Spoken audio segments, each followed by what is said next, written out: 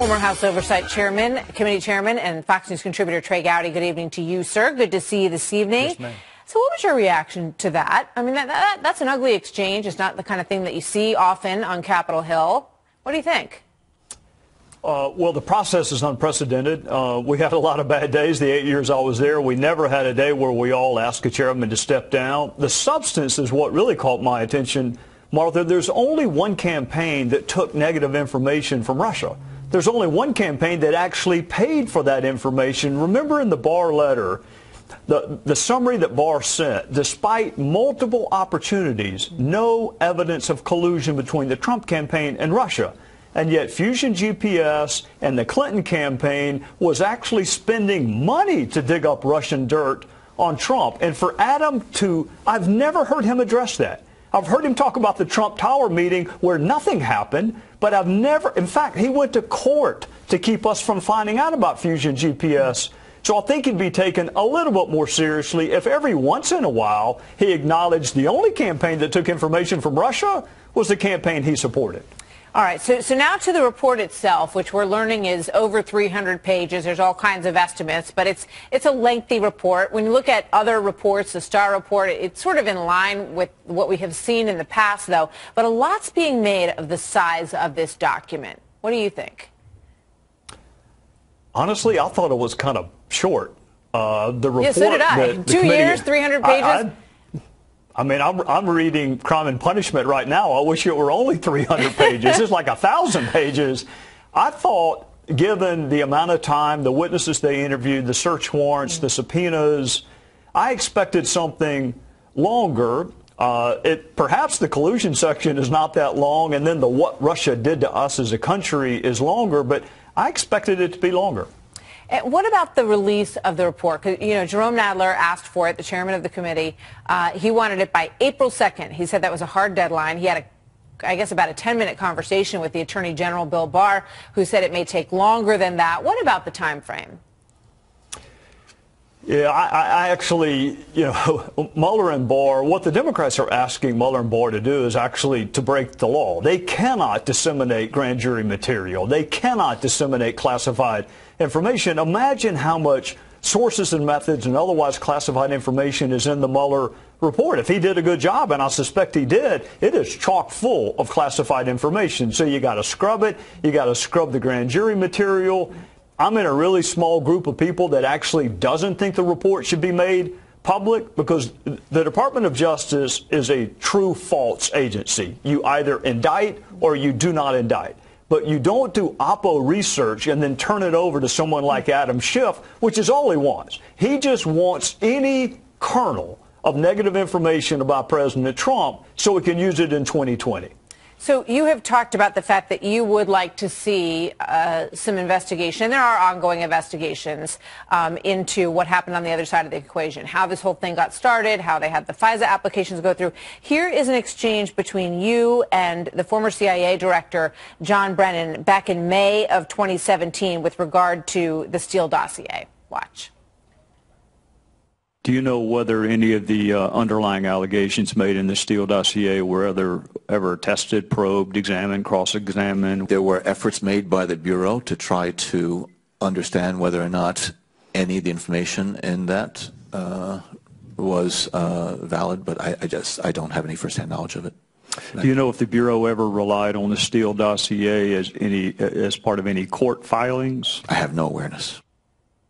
Looking back at that now, and also in light of John Brennan's voluminous statements that he was sure that there were indictments coming down. He said that as late as March 8th, and now he says that maybe he got bad information. What do you think?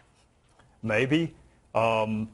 Maybe he put out bad information. Maybe he's the reason that the dossier was included in the intelligence community's assessment in late 2016, early 2017, that was ultimately leaked and spawned this. I mean, I had to be cryptic there because it was not publicly known that there was a FISA. Now the whole world knows there was a FISA, and what the whole world, I hope, will someday learn is the FBI had made no efforts to corroborate or vet the information even as late as December of 2017, well after it had been used in the FISA, and the FBI still had made no effort. So, you know, Brennan Brennan's animosity towards the president is so manifest. So is Comey's right now. But to think that this guy was running an intelligence agency with the amount of animus he has towards President Trump is sobering.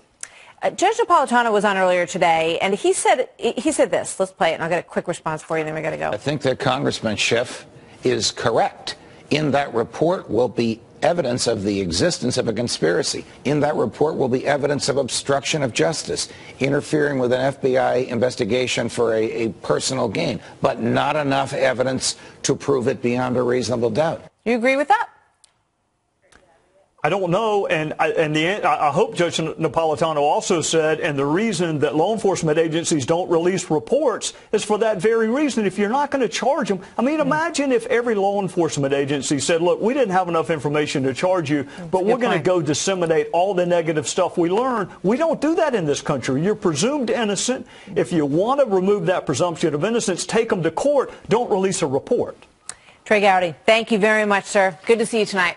Joining me right now for his reaction to all of it, we have former deputy campaign manager for Trump 2016, president of Citizens United, David Bossie. David, good to see you.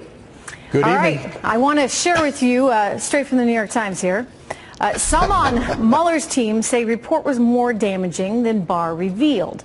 And then, as I said, you got commentators on other networks trying to say that there is proof of collusion.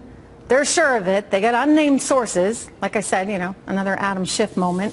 But again, Mueller's report said no collusion. So what are they chasing? Look, we all know that Mueller came up empty on the collusion charge because there was no collusion. The only collusion we know of was the Russians working with Fusion GPS and Glenn Simpson to help the Clinton campaign. That's what we do know. Okay, so by the way, that in and of itself, that's my point. That, you know, they keep digging here. Look, I think we're going to find out some things that do not paint the Democrats in any kind of good light. We must investigate the investigators. Clapper, Brennan, Comey, McCabe, the entire group, Strzok, Page, Baker. We know every one of their names, and we must investigate to find out how that insidious fake dossier made its way into the FBI. So let's get into that. But let's just talk for a second. The president, for the last 2 years, has been saying there were 13 angry Democrats working on the Mueller probe, that he only hired angry Democrats. And what do? They put out this report, and then we now are hearing that some of these angry Democrats don't like the media coverage. Donated and so to Hillary Clinton. They're beginning to leak potentially about the information that's in the report or not. They need to be held responsible. There is prosecutorial discretion, but once you make decisions on charges, no charges, prosecutors can't go out and do this. I don't know if they're leaking or not, because I'm getting to the point where, I read this story when it first came out there on the New York Times, and I thought, well, wait a second, like, what are they basing this on? And it was very sort of theoretical, right? That, you know, there are some people connected with this investigation that are saying it's more damaging than what has been presented. Sure. And now we've seen that story spun by other members of the mainstream media, including, as I said, you know, you got one person on MSNBC today saying there's actually evidence of collusion in the actual report, which is similar to what Adam Schiff keeps saying. I say, okay, fine, let us see it, right? Adam, you got all this evidence. Let us see it, Congressman. We'd like to be able to partake in the knowledge that you somehow have. He hasn't even read the report. He has no knowledge. Adam Schiff has no knowledge about much of anything, but he definitely has no intelligence about the Mueller report saying there is collusion, or his own investigation being able to prove there's collusion, because there was none. And so Adam Schiff this is all about politics. It's about trying to delegitimize President Trump's election in 2016 and trying to harm him for his re-election in 2020, and the American people know that. You know what? You're right on that, and the American people see through it. And I think that they actually, if they had any political gumption and common sense, they would actually start to focus on meaningful stuff, because Americans want something to vote for, not something to vote against. But I want to get back to this issue, because I'm very troubled by the idea that John Brennan, who was running the CIA, somehow had bad intelligence, because he was so convinced, right, that Donald Trump was an agent for Russia, and yet now he has sort of kind of admitted it may have been based on bad intelligence. How does the head of the CIA have all this bad intel? Well, he's a partisan hack. That's all John Brennan ever was, and that's all he ever will be. So there needs to be an investigation about what Brennan knew. Did he learn anything from his old intelligence sources? Did he get information, good or bad, that he shouldn't have had? Those are things that need to be uncovered. Maybe a special prosecutor needs to be looking into Brennan and Clapper and Comey and the rest of the cabal. You know, I don't like the idea of that, just because I'm so sick of special prosecutors at this point. But I do have a lot of questions. The American people deserve answers, and the president deserves answers on how this began. We do. We absolutely do, David. The idea that this dossier made its way to the FBI, the idea that the FBI is out there issuing FISA warrants on innocent Americans, I mean, spying on innocent, and by the way, never even telling the judge where their information was coming from, where the source of it was, and that somehow wasn't relevant to them. One good piece of news is we know that the Department of Justice Inspector General's report is coming on the FISA abuses, on McCabe and Comey. Maybe there'll be more criminal referrals to the Department of Justice related to the bad actors within the FBI and DOJ. So that's to the president's benefit. And it's really to the benefit of all Americans so that we can get the FBI back to the greatness that it once had. Well said. David Bossie, it's good to see you.